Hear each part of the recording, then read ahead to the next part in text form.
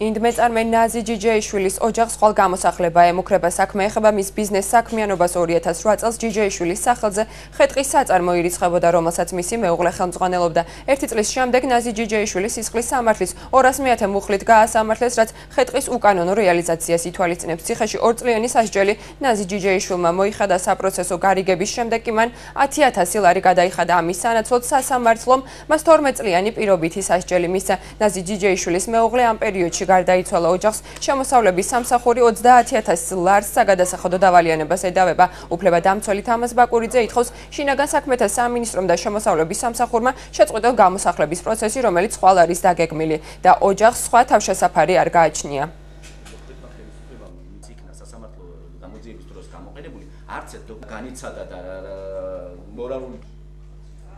მე ციხეში გავატარე 2 წელი უკანონოდ 58 წლის ქალბატონი დავკარგე ჯანმრთელობა, დავკარგე საცხოვრებელი ბინა, დავკარგე ყველაზე ძვირფასი ადამიანი ჩემი მეუღლე. ეხლა ძალიან კრიტიკულ მდგომარეობაში ვარ. ფინანსური სამინისტრო მედავება უკანონოდ დაკისრებულ საგადასახადო ვალდებულებას 30,000 ლარის ფარგლებში.